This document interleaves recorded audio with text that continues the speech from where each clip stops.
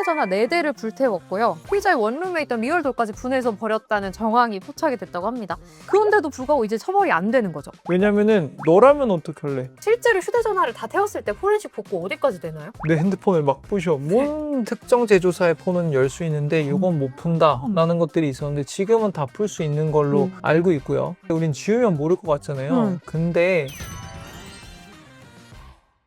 최근 광주에서 발생한 여고생 살인 사건.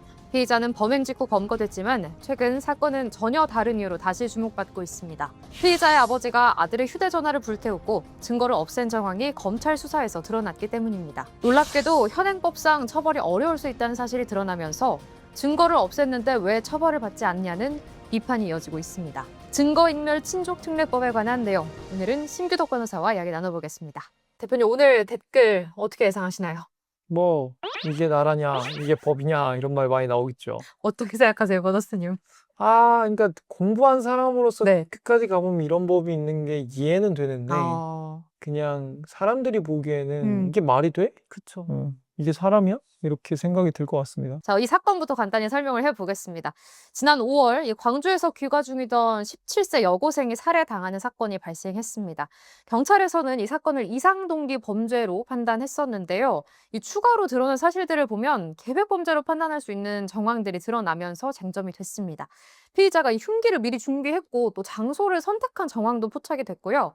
범행 이틀 전에 스토킹 신고가 들어왔다는 정황도 드러났습니다. 자, 계획범죄와 묻지마 범죄, 처벌 수위 차이가 어떻게 되나요? 법으로 정하고 있는 처벌 수위는 없는데 차이는. 그래요? 근데 이제 묻지마 범죄 같은 경우는 이유 자체가 나의 정신적인 이상 증상이라 그러면 법에서도 이게 온전히 이 사람 책임이라고 볼 수 있느냐를 한번 판단을 하기도 해요. 근데 계획범죄 같은 경우는 내가 오늘 반드시 누군가를 죽이겠다라는 걸로 며칠 전부터 준비를 해. 그러니까 우리나라에서는 살인을 준비하면 살인 예비죄로 처벌을 하고 있거든요. 그러니까 이 사람은 굳이 말하자면 두 개를 다 범한 거죠. 물론 살인 예비죄로 처벌되지는 않겠지만 그러니까 이 사람은 범정이 더 나쁘다라고 해서 강하게 처벌받을 수 있는 거죠. 근데 사실 범죄를 계획했다. 묻지마 범죄도 사실 계획할 수 있는 거 아니에요? 내일 되면 그냥 누구든지 묻지도 따지도 않고 누구 하나 음. 죽여야겠다라고 하는 건 계획이죠. 그러니까 묻지 마라는 건 뭐냐면 네. 내가 그냥 어떤 이유 때문에 분노가 차올라서 아무 사람이나 이렇게 하는 게 묻지마 범죄잖아요. 네. 근데 우리나라에 묻지마 범죄 거의 없어요. 묻지마 범죄의 피해자의 대부분이 누굽니까? 아니, 여성이잖아. 그쵸. 묻지 말 거면은 남성도 그냥 내 여성도 눈에 띄면은 그쵸. 죽이면 되는데 그쵸. 그러면은 비율도 성비에 맞게 나와야죠. 그쵸. 근데 제가 본 사람 중에서 유일한 묻지마 범죄는 그 UFC 선수 김상욱 선수를 찌른 사람. 그 사람은 묻지마가 맞을 것 같아. 왜냐면 자기랑 강한지 안 강한지를 따지지 않았으니까. 네. 근데 대부분의 묻지마 범죄는 그냥 자기보다 약한 사람 찾아 돌아다니는 찌질한 범죄입니다. 피해자가 이번 경우에는 17세 여고생이었잖아요. 미성년자였잖아요. 그거에 따라서 좀 차이가 있을 수 있나요? 처벌이? 우리나라 법에서 미성년자를 살인했다고 해서 더 가중처벌하는 건 없어요. 그러니까 가해자가 미성년자인 경우는 감경할 수는 있는데 근데 이제 미성년자는 자기보다 약한 사람일 거잖아요. 그런 사람에 대해서 범죄를 저지르면 이제 법감정상 이제 강하게 처벌할 수는 있겠죠. 자, 이 사건으로 돌아와서 이 사건이 다시 주목받는 이유가 피의자의 아버지 때문입니다. 이 피의자의 아버지가 현재 경찰 간부입니다. 이 사건의 초기부터 수사에 개입했다, 이런 가능성이 드러나면서 논란이 되고 있는데요. 이 피의자가 사용하던 휴대전화 4대를 불태웠고요. 또 다른 가족이 사용하는 휴대전화도 함께 소각을 했고요. 피의자의 원룸에 있던 리얼돌까지 분해해서 버렸다는 정황이 포착이 됐다고 합니다. 보통 사람들이 이걸 보면 이거 증거인멸죄네 라고 판단할 수 있는 충분한 근거가 되는 거 맞죠? 맞아요. 증거인멸죄는 맞습니다. 그래요? 음. 근데 태워진 휴대전화가 정말 볼 손상이 돼서 볼 수가 없게 됐다라고 알고 있는데, 만약에 여기에 범행 동기, 성범죄 관련 정황 이런 것들이 있었다면 핵심 증거가 다 사라져버린 거잖아요. 이미. 맞아요. 그런데도 불구하고 이제 처벌이 안 되는 거죠. 처벌할 수가 없는 거죠. 네. 그러니까 증거인멸죄 같은 경우는 내가 저지른 범죄를 내가 감추려고 하는 거는 증거인멸죄가 아니에요. 왜냐면은 사람이 당연히 자기가 저지른 거를 숨기고 싶겠죠. 네. 근데 가족이 하는 거는 증거인멸죄기는 한데 처벌하지 아니한다라고 하고 있어요. 그러니까 죄기는 한데 불가버린 거죠. 그렇기 때문에 이 경우에도 이 사람 증거인멸죄 분명히 맞습니다. 네. 자식이 저지른 거에 대해서 다 없애버렸으니까. 네. 근데 처벌을 못할 여지도 있는 거죠. 왜냐면은 아버지니까. 아버지가 어떻게 자식이 저지른 범죄를 웬만하면 이제 감춰주고 싶은 마음들이 이제 다 있으니까 법에서 그거를 반영을 한 거죠. 죄이긴 한데 처벌은 하지 않는다. 이게 무슨 뜻인지 정확히 잘 모르겠거든요.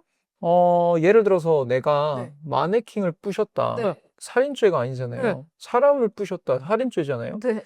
근데 그 사람이 칼 들고 나를 쫓아와서 때렸다. 그러면 뭐예요? 응? 정당방위잖아. 아, 그러면은 살인이긴 한데 처벌할 수 없다. 이거는 여기까지는 범죄가 아니에요. 근데 네. 내가 예를 들어서 고명보트에 응. 그러니까 배가 전환돼서 구명보트에 있었다. 응. 나랑 어떤 사람 둘이 잡고 있었어요. 네. 근데 이대로면 둘 다 가라앉아. 그래서 내가 이 사람 손을 탁 쳤어. 그러면 이거는 살인이죠. 그렇죠. 그리고 이 사람이 나한테 위해를 가하지도 않았기 때문에 정당방위도 아니야. 아니죠. 근데 내가 살려면 얘를 죽일 수밖에 없어. 그때는 살인은 맞는데 처벌할 수 없는 거지. 왜냐면은 그렇구나. 너라면 어떡할래?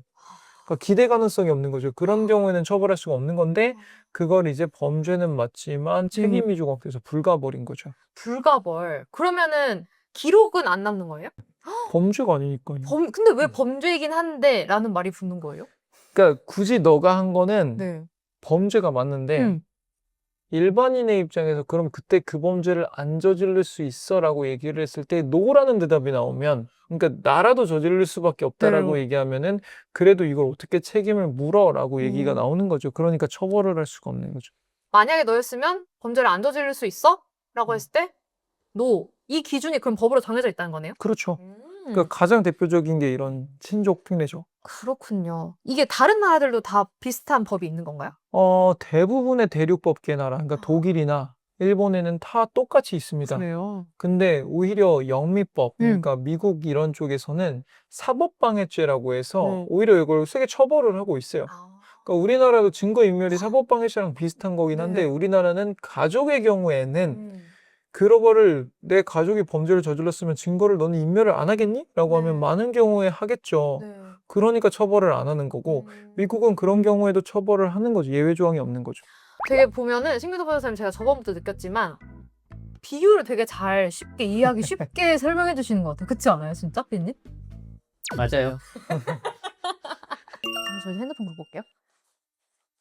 저는 이거를 보고 좀 댓글의 반응을 보고 싶었거든요. 그래서 봤는데 생각보다 이런 반응이 있어서 저는 조금 놀랐어요. 한번 제가 그대로 읽어드릴게요. 하다 친족 특례 폐지법을 만든다는데 이거 가족을 신고하고 혈연 관계인데 보호도 못하고 그 사람만 자르면 되는 거 아닌가? 빈대 잡으려다 초가 삼간 다 태워 없애버리는 거 아닌가? 씁쓸하네요. 라는 반응이 있더라고요. 어떻게 생각하세요? 그러니까 우리나라에서 연좌제는 없잖아. 네. 그러니까 누가 범죄를 아무리 심각한 걸 저질렀다 해서 그 가족을 같이 처벌하진 그렇죠. 않는단 말이야.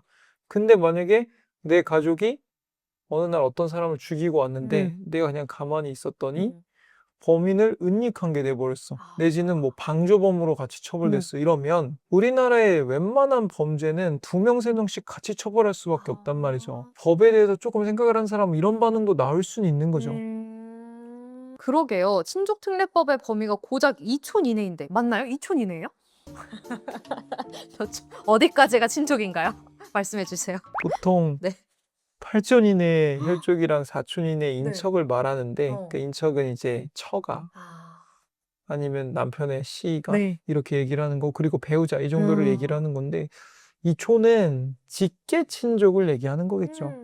그리고 나서 이제 또 보면 이번 사건이 아버지가 현직 경찰 간부였다는 사실 때문에 더 논란이 커졌습니다. 저도 좀 경찰 수업을 해봐서 아는데 경찰의 윤리의식이 있지 않습니까? 공정성, 청렴성, 사명감, 준법성 이 4가지거든요.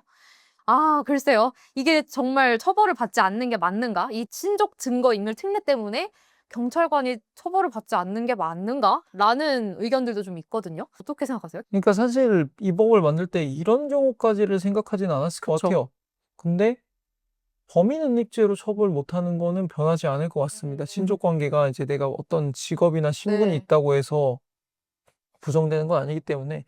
근데 이 사람은 공무상 비밀을 자기가 마음대로 누설을 한 걸 수도 있고 그리고 직권을 남용한 걸 수도 있고 그런 거기 때문에 별도의 범죄가 성립할 수도 있고 이게 아니더라도 경찰 내부에 강령이 있을 거 아니에요. 그건 그쵸. 100% 위반했겠죠. 그쵸. 그러면 만약에 뭐 수사 정보를 미리 알아서 뭐 수사에 영향을 줬다 이러면은 그때는 이제 범죄가 더 추가되거나 뭐 그쵸. 어떻게 네. 보면은 네. 경찰관인데 공무집행 방해가 될 수도 아. 있고요. 네. 그렇군요. 그리고 이제 증거인멸 과정에서 휴대전화를 다 태웠다 이런 것들도 나왔는데 실제로 휴대전화를 다 태웠을 때 포렌식 복구 어디까지 되나요? 요즘에는 무궁무진하죠. 그래요? 그러니까 예를 들어서 내가 인스타에 창피한 글을 올렸어. 네. 내 핸드폰을 막 부셔. 뭔 게 있어.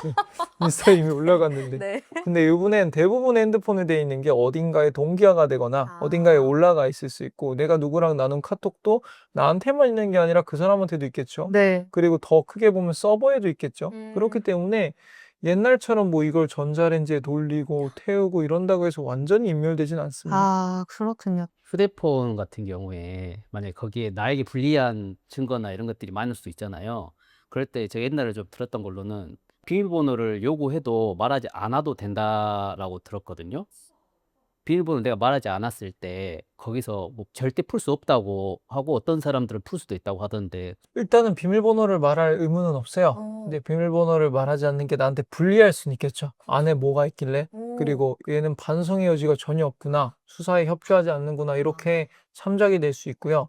과거에는 못 풀었던 게 맞아요. 그래서 특정 제조사의 폰은 열 수 있는데 이건 못 푼다라는 것들이 있었는데 지금은 다 풀 수 있는 걸로 알고 있고요. 그리고 그 지우는 거 있잖아요. 네. 이게 양날의 칼인 게 우린 지우면 모를 것 같잖아요. 근데 지운 것만 복구하는 사람도 있어요. 너무 방대하니까 얘가 10분 동안 지운 것만 헐. 복구해서 이것만 보자. 그래서 와. 일부러 뭐 공정위 같은 데서 회사를 털 때 네. 미리 막 되게 비밀 정보인 것처럼 30분 후에 들이닥칩니다라고 하면 막 지울 거 아니에요. 그쵸. 그러면 그것만 다 잡아서 지우는 것만 복구해요. 어차피 너무 방대해서 다 볼 수 없기 때문에. 그래서 이만큼 우리나라 수사 기술이 발달했기 때문에 잘못을 저질렀으면 이실직고해야지 뭔가 숨기려고 해서 숨길 수 있는 거는 거의 없다고 생각합니다. 그러면 반대로 지운 것만 보니까 그건 안 지우고 다 쓸데없는 것만 지우면 어떡해요? 그러면 이제 뭐랄까. 아니 그럴 수도 근데 있는 거 아니에요? 경찰관들이 다 성실하기 때문에 그럼 다 봐요, 결국에. 그렇게 헷갈리게 아. 하면 결국 다 보는데 네. 이제 그런 경우도 있다는 거죠. 지운 것만 딱 봐 갖고 요걸로 바로 알 수 있는 경우도 있었다는 거죠. 그렇구나. 이 사건을 계기로 뭐 친족 증거인멸 특례를 폐지해야 된다 이런 의견도 나오는데 법 쪽에서는 이걸 어떻게 보고 계세요? 아니에요. 폐지해야 될 법은 아니고 당연히 있어야 될 법인데 네. 그러니까 우리나라도 심신미약자 이거 없애야 된다라고 많이 하잖아요. 뭐 이상동기 범죄 같은 게 나오면. 그쵸. 근데 그건 그 이상동기 범죄한 그 사람이 이상한 거지 심신미약자에 대한 그쵸. 처벌 완화는 분명히 있어야 되거든요. 이것도 마찬가지예요. 친족 음. 특례는 이러라고 있는 건 아니야. 음. 이 사람이 이상하게 썼을 뿐인 거지. 그러면 이 사람을 가중 처벌하거나 아니면은 뭐 해임하거나 이러면 되는 거고 법이 있는 이유가 있는 거예요. 우리나라가 가족에 대한 생각이 얼마나 끈끈한 나라고. 다른 나라들도 마찬가지인데 네. 그런 사람들이 저지른 범죄에 대해서 기대할 수 없는 거를 국민들한테 지키라고 강요하는 법이면 안 되겠죠. 네, 그렇기 때문에 저는 폐지까지는 아직 나오기는 서툴다고 생각합니다. 만약에 변호사님의 부모님이나 자녀가 이런 상황이에요. 이런 사고를 저질러서 그러면은 이렇게 증거를 없애실 것 같으세요? 저는 네. 없앨 것 같아요. 어. 그러니까 이 법에 동의를 하는 거고 음. 그런 저 같은 사람이 많으니까 이 법이 있는 건데 그걸 저질렀을 때의 처벌도 감수하겠죠. 그러니까 그걸로 인해서 나한테 어떤 처벌이 떨어지더라도 나는 처벌을 받더라도 내 가족을 선택했어라고 한 다음에 달게 받겠죠. 자, 가족을 지키려는 마음까지 처벌해야 하는가? 가족을 지키는 것과 진실을 숨기는 것. 여러분 오늘은 어떤 편에 더 마음이 가셨는지 댓글로 남겨주시면 좋을 것 같습니다.